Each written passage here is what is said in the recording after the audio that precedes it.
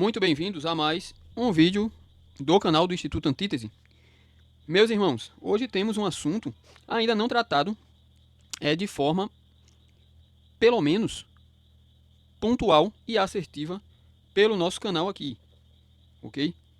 Desde já, para eu não esquecer, eu peço que os irmãos curtam, os irmãos compartilhem e comentem no vídeo, caso vocês tenham gostado ou se interessado por esse assunto que iremos tratar agora de maneira decisiva e de maneira consistente com a apologética pressuposicionalista reformada, ok?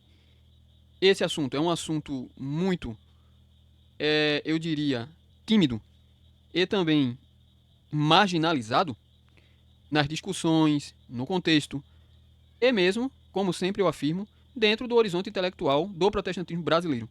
E, no entanto, é um assunto singularmente fundamental. Nós queremos falar aqui do inimigo mais capaz, estratégico, perigoso e discreto do cristianismo. E esse inimigo, ele é sobretudo pagão. No entanto, ele possui uma investidura e uma nuance própria,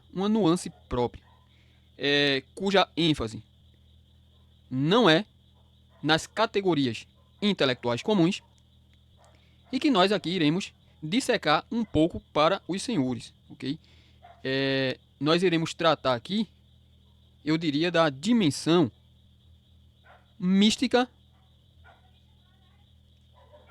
oral e, como eu poderia dizer, sapiencial do paganismo, que é o gnosticismo, ok? O gnosticismo, ele possui traços fundamentais.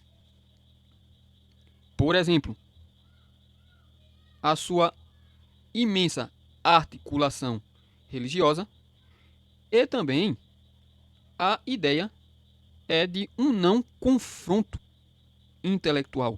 A ideia de simplesmente uma pacificação intelectual, uma concordância intelectual, certo? Uma via dialógica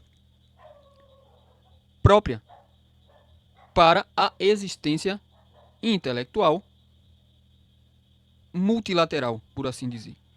Então, queremos imediatamente aqui para o mais importante da nossa abordagem, o ponto mais alto. Gnosis. O que é gnosis? O conceito de gnosis. Gnosis nada tem a ver. E aqui eu vou citar 3 autoridades mundiais importantes quando o assunto é gnosticismo. Primeiro, Hans Jonas, o C.H. Puet e também o George R.S. Mead. 3 autoridades importantes quando o assunto é gnosticismo, ok? Então, afinal, o que é gnosis? A gnosis não preserva qualquer relação direta ou mesmo remota com o aspecto intelectual, racional, lógico ou argumentativo. É exatamente isso que os senhores ouviram. Então, obviamente, é um elemento propriamente e necessariamente estranho à forma mentis ocidental. Muito mais estranho ainda, é necessário notar aqui, os senhores, a forma mentis cristã, ok? Ou seja, o cristianismo é a única tradição de pensamento sistemático, certo? Que preserva não só uma afinidade, mas que reclama a própria formação da noologia, do intelecto e da racionalidade. Quer dizer, no cristianismo, a sabedoria e a inteligência, elas convergem para a formação de uma consciência intelectual objetiva e essencial para o próprio desenvolvimento da exposição teológica do cristianismo. Coisa que no gnosticismo isso é algo totalmente estranho, ok? Então, gnosis possui 2 significados muito precisos, certo? A gnosis é, então, a iluminação espiritual, e gnosis também significa a sabedoria primordial, ou a gnose sofia. A gnose sofia significa, certo? É essa sabedoria revelada, para ser mais objetivo. Gnosis é igual a sabedoria revelada, ok? Então, é realmente um elemento totalmente estranho ao cristianismo. Totalmente estranho ao cristianismo. Então, continuando aqui, já que Gnosis realmente não preserva afinidades conceituais ou dogmáticas com o cristianismo, então, qual seria a origem da Gnosis e a sua função? A sua função no interior da cosmovisão pagã. Então, a Gnosis, ela não é, certo? Conhecimento. Conhecimento em grego é episteme. É uma outra nuance aqui também, não é? Mas, de fato, nós podemos dizer que ela é um conhecimento de tipo suprarracional. Ou, eu diria, puramente metafísico. Ou uma intuição metafísica. Uma intuição metafísica, ok? Nós leremos aqui um texto do Peter Jones, e o livro do Peter Jones aqui é uma das bases para a nossa breve exposição desse problema. O contexto é o seguinte: o gnosticismo foi, como eu falei, um forte inimigo do cristianismo. E a reação cristã, à época, foi uma reação antitética e originalmente apologética. Ou seja, um gnóstico não era considerado cristão em nenhum sentido do termo cristão. Um gnóstico era uma outra coisa. O gnóstico realmente ele se movia dentro dos territórios da pura heresia, ok? Mas pelo menos desde o século XIX para cá, certo? Essa revivescência gnóstica, ela tem tomado nuances um tanto, eu diria, sorrateiras e também muitíssimo elegantes, ao ponto de realmente fazer descansar e suspender a atenção e a atividade antitética da cosmovisão cristã. Então, o gnosticismo, por exemplo, se pode dizer, meus irmãos, que ele está na essência do liberalismo teológico, por exemplo. Okay? E o gnosticismo que eu falo aqui,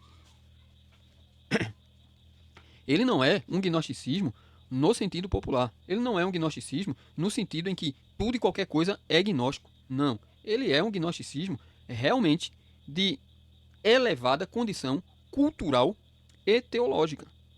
Então, eu me aproprio aqui do termo gnosticismo e gnosis no sentido mais elevado, objetivo e histórico do fenômeno, ok? Tanto que eu citei as três principais, pelo menos uma das três principais autoridades aqui, para nós discutirmos este problema, essa questão tão importante em primeiro lugar, para ciência apologética, ou teologia apologética, certo? Então, o gnosticismo, enquanto essência do liberalismo, não precisamos aqui discorrer novamente, ou recapitular, mesmo que de forma breve, a sua incrível destruição da dimensão dogmática do cristianismo. Basta os senhores olharem para a posição em relação à revelação, certo? Ou a natureza da revelação proposta pelo Schleiermacher, ok? O Friedrich Schleiermacher, ok? Que é o fundador, o principal fundador do liberalismo teológico, o alemão, pai também da hermenêutica moderna, certo? Então, ele tomava a natureza da revelação como sendo realmente uma revivescência ou uma teologia da consciência, ok? E essa teologia da consciência aponta exatamente como fonte a intuição metafísica. Ou, se quisermos ser mais propriamente próximos e precisos em termos guénonianos, a intuição intelectual.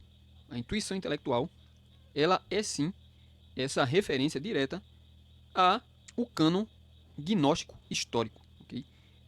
Então, o gnosticismo ele tem causado danos dogmáticos profundos no cristianismo ocidental.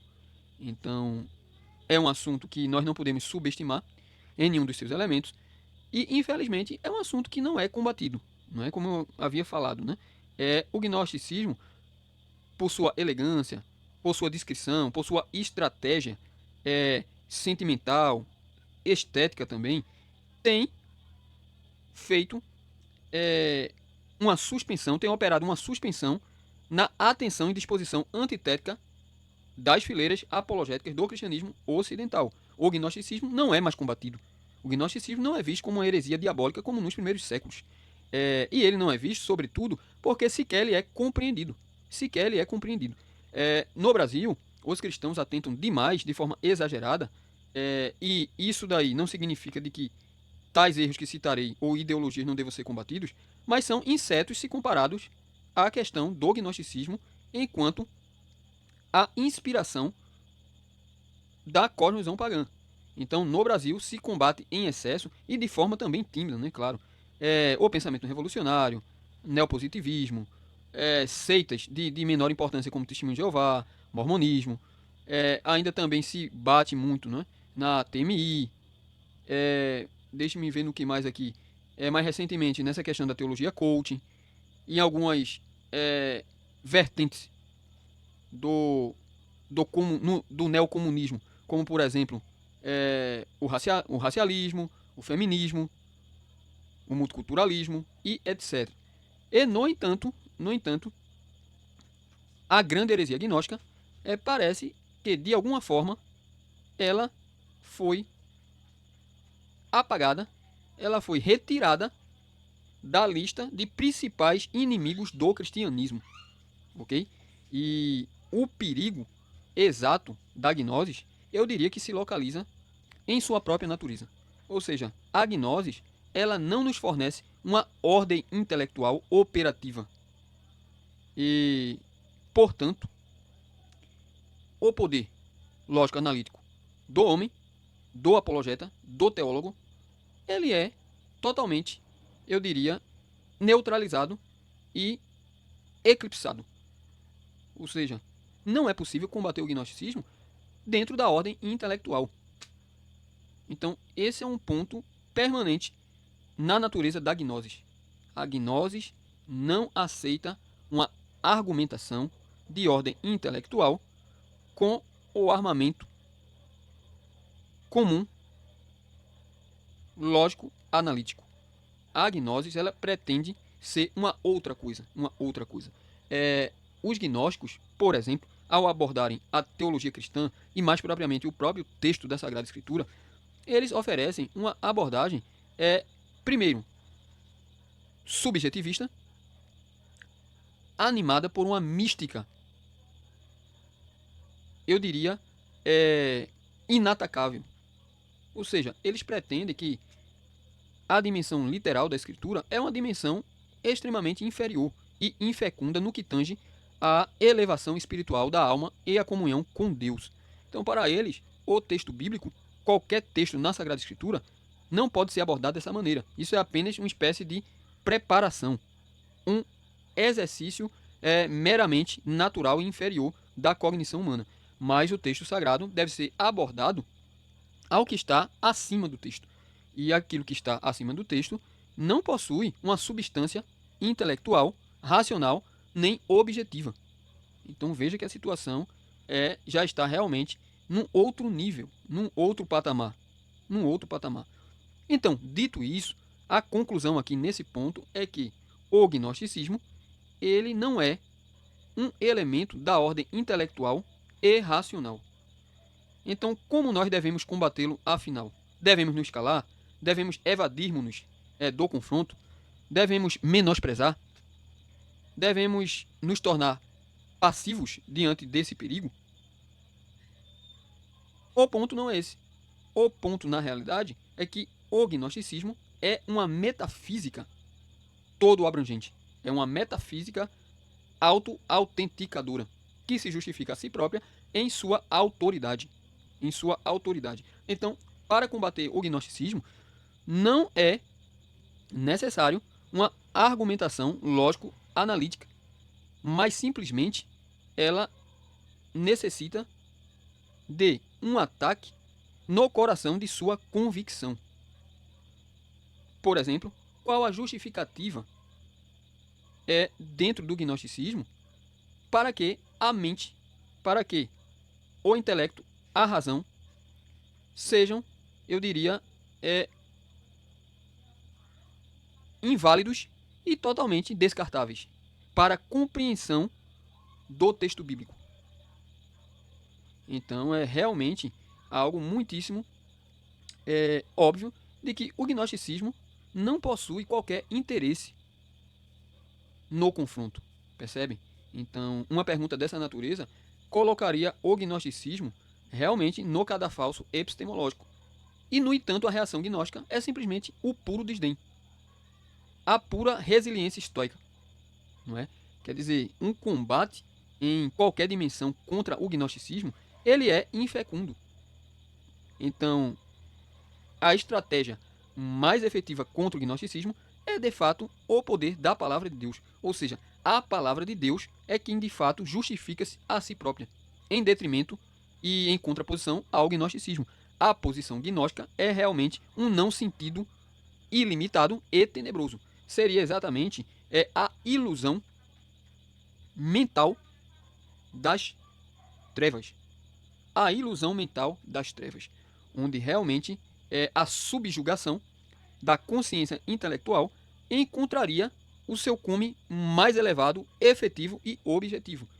Isso significa dizer que o adversário gnóstico é realmente algo de enorme e singular perigo. Iremos ler um trecho aqui do Peter Jones para nós chegarmos aqui no final do nosso vídeo. Então notem aqui que o gnosticismo não pretende ser uma alternativa intelectual para a compreensão racional do cristianismo, ou mesmo de qualquer outra religião, certo? Enquanto que ele pretende ser a própria autoridade metafísica, descartando qualquer tipo de abordagem lógico-analítica da dimensão epistemológica, ok? Então, isso existe e, inclusive, o gnosticismo também, ele é formativo da mentalidade neoplatônica também. E nós sabemos que a influência do neoplatonismo é algo assim assustador no Ocidente. Ainda que no Brasil a maioria dos cristãos desconheçam, subestimem, sejam indiferentes, isso não interessa. Isso só trabalha a favor do gnosticismo, porque de fato vivemos um cristianismo no Brasil onde a palavra antítese é um segredo ou eu diria assim, um enigma quântico insolúvel. Quer dizer, o cristão educado, ele finge que essa palavra não possui a importância que possui e se torna indiferente. E, portanto, em certa medida, ele está sobre a influência da gnose também. Certo? Porque é algo absolutamente estúpido que os primeiros cristãos tenham combatido com o mais puro aço e com a mais pura e justa sede de sangue, certo? Intelectual, em relação ao gnosticismo, contra o gnosticismo, e nós, na nossa época, simplesmente vivamos em paz. Vivamos, assim, num pacifismo idiota em relação ao gnosticismo, achando que o gnosticismo simplesmente foi um inimigo do passado, quando o gnosticismo ele ressurge com força total no contexto específico da New Age, ou seja, da era de Aquário, ok? Muito especificamente, inclusive ali na Golden Dawn, não é? Em 1875, que foi ali criada, fundada, né, não só por ela, mas também pelo Samuel Leader McGregor Meadows, o Walter Westcott, se não falha a memória, o Walter, né? Em 1875, na cidade de Nova York. Então vamos ler aqui o trecho do Peter Jones, as considerações muitíssimo fortes e lógicas à questão do gnosticismo para nós cristãos. Ou seja, o Jones, ele entende que a lógica ela é natural e essencial para o apologeta cristão, ainda que não para o apologeta gnóstico, ok? Então vamos ler aqui. Diz-nos assim, os cristãos deveriam ler a história da igreja, ao menos a história do gnosticismo, pois ela tem uma mensagem totalmente moderna. Assim como nossa cultura oferece uma escolha entre um liberalismo cristão ou secular, assim também o século II permitiu ambos, o cristianismo secular e o cristianismo cristão. Um longo e complicado desenvolvimento das megatendências religiosas, políticas e sociais do mundo mediterrâneo pré-cristão moldou o gnosticismo antigo. Essa espiritualidade pagã começou quando o Oriente encontrou o Ocidente no século IV a.C. Alexandre o Grande levou a cultura grega para os confins do Oriente, de seu amplo império. Nesse encontro, a cultura racional da Grécia foi significativamente significantemente, aliás, modificada pelas grandes religiões orientais. Abre parênteses, hinduísmo, maniqueísmo, zoroastrismo e astrologia babilônica.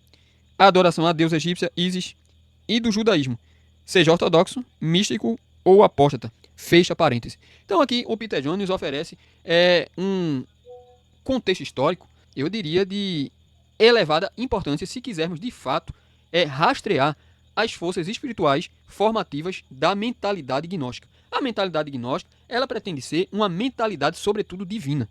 Sobretudo divina. Porque note bem aqui, se você prescinde dos poderes racionais da sua mente, certo? A conclusão a que se chega é o seguinte: a mente ela é secundária e irrelevante para a compreensão da religião e, portanto, da própria realidade. E se você não precisa dessa compreensão, se você pode prescindir dessa compreensão, obviamente você não pode alegar ser um humano que é carente de conhecimento, que é carente de análise, que é carente de avaliação intelectual, de reflexão intelectual, porque você já está de posse da gnose, ou da gnose sofia, como é denominado historicamente, ok? E se você já está de posse dessa gnose sofia, você já atingiu, ou está muito perto de atingir de forma irreversível a apoteose. A apoteose é a deificação para o gnóstico, né? Então vamos continuar aqui, irmãos. Veja que coisa interessante agora, o Jones, ele permanece nos explicando. A mistura dessas grandes tradições produziu o sincretismo religioso e intelectual da chamada Era Helenística. Este é o pensamento lembrado nos livros do Novo Testamento, tais como 1 Coríntios, Colossenses, 1 e 2 Timóteo e as epístolas joaninas. Então, o Jones aqui, ele nos dá o contexto, não é? Do gnosticismo pré-cristão e também do gnosticismo cristão, não é? Então, o gnosticismo amalgamou-se com o cristianismo. E toda a dificuldade, eu diria, teoricamente densa e abrangente, se constitui exatamente nesse ponto. Quando o gnosticismo pretendeu cristianizar-se. Eu falo isso porque, por exemplo, o Johnny vai citar algo muito interessante, né? Ele diz que o Basílides, o Valentiniano e o Marcião, eles tentaram caminhar e produzir exatamente essa orientação, qual seja, de uma cristianização do gnosticismo. Ou seja, o gnosticismo era verdadeiro demais para ser descartado e precisava ser cristianizado apenas, e não anatemizado. Aliás, eu gostaria aqui de trazer para o nosso contexto, onde tanta coisa hoje em dia é anatemizada, certo? Em nome meramente de uma moral muito rasa e infantil. Mas o mal herético realmente perdeu-se no cristianismo contemporâneo. Você afirmar que um gnóstico é realmente um filho das trevas, filho do diabo, condenado por Deus, inimigo de Deus, é praticamente um crime de guerra. É praticamente um crime de guerra porque a igreja simplesmente pacificou-se e amoldou-se a um sentimentalismo maligno e puramente psicoterapêutico de um pacifismo pragmático e subjetivista. Mas o meu ponto aqui é o seguinte: do Gênesis ao Apocalipse, a antítese e a doutrina bíblica, ela se impõe numa apologética objetiva, incessante e inegociável. Deus não ordena que nenhum cristão se cale ou que nenhum cristão mantenha vínculos afetivos ou, eu diria, conexões diretas ou indiretas de diálogos teológicos e intelectuais com gnósticos ou com qualquer outra religião. Então, de fato, Deus anatemiza qualquer tipo de associação com hereges. De fato, o cristianismo bíblico, ele não abre mão da sua ortodoxia. O cristianismo, ele é ortodoxo, independente das consequências. Esse é o ponto do cristianismo genuinamente reformado, ok, irmãos? Então, vamos citar aqui, para encerrar a nossa breve apreciação do elemento gnóstico, né, enquanto um grande histórico inimigo do cristianismo. Vamos ler aqui uma consideração de uma autoridade também no gnosticismo, que é a Elaine Pagels. Ela diz o seguinte: eles argumentavam que sempre a experiência pessoal oferecia o último critério para a vontade, não, para a verdade, ok? Tomando precedência sobre todo testemunho de segunda mão e toda a tradição. Que está entre aspas, não esqueci aqui de abrir aspas e fechar aspas. Né? É uma declaração da Elaine Pagels e ela é uma gnóstica, né? Ela é uma gnóstica no caso. Então ela diz que de fato é esse elemento místico experiencial, contemplativo, é a força espiritual do gnosticismo, contra a qual nenhuma sofisticação de ordem intelectual, lógico-analítica, pode conter. Então, esse é o ponto do gnosticismo. Esse é o campo de batalha real e elevado para a cosmovisão cristã. Então, exatamente por essa direção e por esse espaço, eu diria, infra-intelectual, que o gnosticismo pôde alargar as suas fronteiras culturais no Ocidente. Então nós vemos hoje que, de fato, o pensamento New Age, as ideias místicas, a própria questão da tecnocracia, ela não tem sofrido qualquer tipo de dano cultural, nem tampouco teológico. Por quê? Por conta exatamente da evasão do espaço infra-intelectual. Então note, o gnosticismo ele não está errado em termos intelectuais ou lógico-analíticos. Ele é o erro fundamental por prescindir e abominar a ordem intelectual. Percebem isso? E se nós dissermos que ele é irracional, nós erramos uma outra vez. Nós erramos uma outra vez, porque ele dispensa totalmente a razão. Esse que é o ponto. Obviamente ele faz uso da razão. Mas o ponto alto não é esse. O ponto alto é exatamente a autoridade mística per si. A autoridade mística per si é tanto que o gnóstico ali primitivo, ele prescindia das instituições, das autoridades eclesiásticas, da vida social e assim por diante. Ele simplesmente se firmava pura e persistentemente na autoridade mística da sua crença religiosa. Então esse é o ponto do gnosticismo. Esse é o ponto do gnosticismo. E o gnosticismo é um elemento, eu diria, puramente oriental, originalmente oriental, que invadiu o Ocidente há milênios atrás. Há milênios atrás está presente na cultura ocidental. E, obviamente, as pessoas, principalmente, eu diria, não é, da academia, e inclusive a academia cristã, não estão preparadas no nosso tempo para combater esse inimigo por conta exatamente dessa nuance densa e não intelectual do gnosticismo. Porque o gnosticismo não pensa em termos das categorias ocidentais, irmãos. Então, que Deus abençoe os senhores. O vídeo ficou até um pouco longo, eu acredito, mas eu acredito que deu para oferecer aqui uma exposição, eu diria, bastante suficiente para uma conscientização do perigo original e incomparável da gnosis iluminada, ok? Que está presente no Ocidente, certo? Infiltrando-se na espiritualidade, primariamente, ok? De todas as demais religiões e principalmente a religião cristã.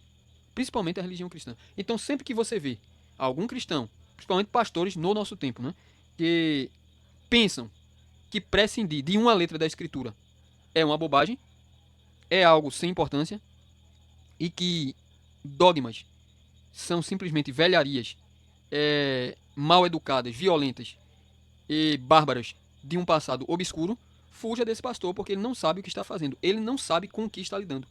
Qualquer direcionamento de prescindir, de abandono da intelectualidade bíblica é cair no território gnóstico. Imediatamente e irremediavelmente. A escritura, ela é a nossa autoridade epistemológica eternamente. Um cristão, ele está sob a autoridade bíblica e não sob qualquer outra autoridade. A autoridade bíblica, ela é singular e incomparável. Esse é o nosso ponto. Não importa a sofisticação que alguém te fale sobre alguma ideia sobre o cristianismo. Sofisticação e intelectualidade nada diz sobre o texto bíblico. O texto bíblico é o que fundamenta a própria noção de intelectualidade e de racionalidade. ok? Então, além da escritura, o gnosticismo aguarda qualquer idiota que o desafie para um debate. Então, esse é o meu ponto. Quer dizer, o cristianismo ocidental é como uma criança brincando de ping-pong bem na beira do abismo, ignorando o abismo, achando que poderia sobreviver a tamanho perigo, porque o mais importante é a bolinha de ping-pong. Então, essa é a exata situação deplorável do protestantismo brasileiro. A indiferença pelos inimigos do cristianismo. Ou seja, o ecumenismo da URI. Até recentemente, o nosso irmão da Rushduni Brasil, ele cita no vídeo dele agora, recente, o perigo da URI também. Né? E a URI tem como base a espiritualidade gnóstica. Né? Notem, espiritualidade gnóstica equivale à espiritualidade originalmente pagã, plenamente pagã. Ok, irmãos? Então que Deus vos abençoe e obrigado por estar conosco, nos privilegiando mais uma vez em nosso trabalho. Ok, irmãos? Então peço oração que os irmãos orem, né, pelo nosso canal, para que Deus nos abençoe e nos dê coragem para contrapor fria e persistentemente os inimigos do cristianismo no nosso país.